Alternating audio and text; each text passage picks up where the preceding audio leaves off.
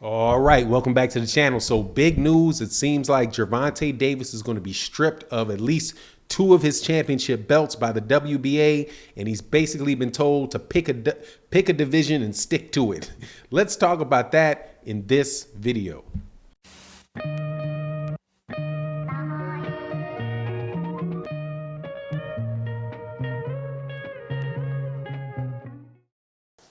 All right, welcome back to the channel. So this is a video that it's kind of like good and bad at the same time. But before I get into it, make sure if you're not subscribed, subscribe, hit the subscribe button, hit the bell icon so you can get all the notifications. Also hit the like button, the share button. It really does help the channel grow. So Gervonta Tank Davis is a 3-division champion at the moment, all of which are WBA championships. He owns the WBA Super 130-pound title. I know that the title is something different, but I don't want to say Super World Super. The Super World Super Featherweight title. So I just say the WBA Super 130-pound title. He also holds the WBA regular 135-pound title.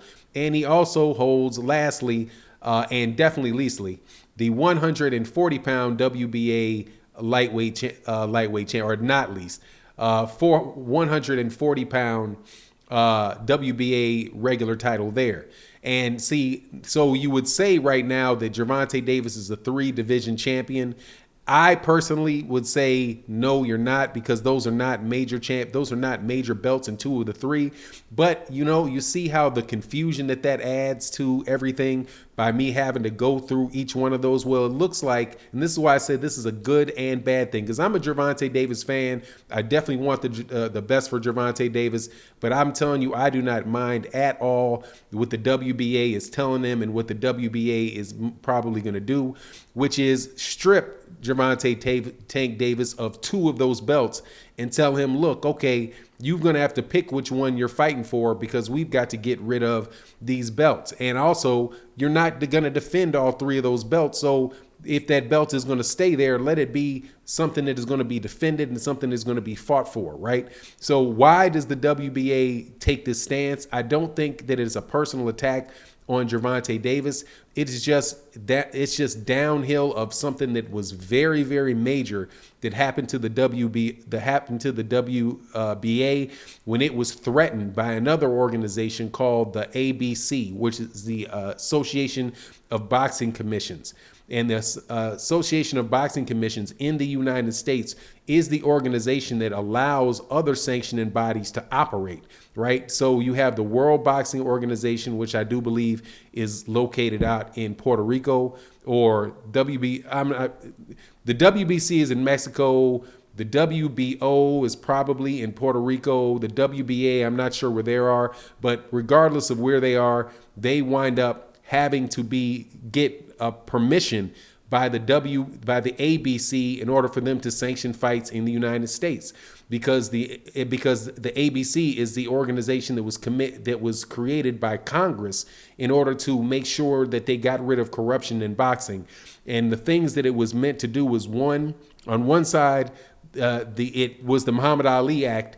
And the Muhammad Ali Act did 2 things. The Muhammad Ali Act said, 1, that there needed to be a firewall between boxers, between the managers and the promoters, so that the boxers wouldn't be taken advantage of. And the second thing it did was try to create a system where you could have reliable and predictable and legitimate rankings, so that fighters wouldn't get messed over on title shots. So what the ABC has done to the WBA is said, look, we're not going to allow you to put on any more fights in the United States unless you get rid of these unless you get rid of all of these extra championship belts that you have. Because, you know, if you look at the WBA will have the WBA Super, the WBA Regular, the WBA Diamond, the WBA Interim, right? So you have 4 guys that are all saying that they're champions in the weight division, and then you have a ranking system. Then you have people ranked. But if you have 4 champions, what's the purpose of the ranking system? Because you're not ranking them to get to the champion. You're ranking them to get towards, to get maybe towards one of the 4 champions. So it just kind of messes up, not kind of, it totally messes up the ranking system, because the number 1 contender isn't the number 1 contender. The number 1 contender is like the number 5 contender, right? And the number 2 is like the number 6 contender. But the WBA is collecting money, sanctioning fees on all of the fights that is being made for those different belts. So what the WBA has been told to do by the ABC is to get rid of those belts. And that came off the heels of the Michael Fox versus Maestra fight, which was, had very corrupt judging, and as a judge that was, admitted, or at least an out of the closet racist, who had this ridiculous scorecard that helped result in this ridiculous robbery for a belt that really didn't, for a secondary belt that really shouldn't even have been a championship belt. And there was a lot of rigmarole around that fight. So I'm sure the ABC, the Association of Boxing Commissions, got a wind of that and was like, look, we got to get rid of this and fix this. And that's why I'm saying this is a really, really good thing, even though I don't like that Gervonta Davis would be stripped of something that he earned, right? Just similarly, I didn't like how they stripped Guillermo Rigondeaux before Guillermo Rigondeaux even went into the ring against Casemiro, right? But the fact of the matter is that's one less belt. And if we get rid of all of these secondary belts and you only have one champion, then I think that you're going to have a more reliable ranking system, and people in the ranking system being number 1 in the ranking system can mean something. So the number 2 and the number 6 would actually be willing to fight because they're fighting to get ranked. And then if you have fewer of those championship belts, you don't have to worry about what Bob Arum complains about, which is that there's too many mandatories. The mandatories are these weak fighters.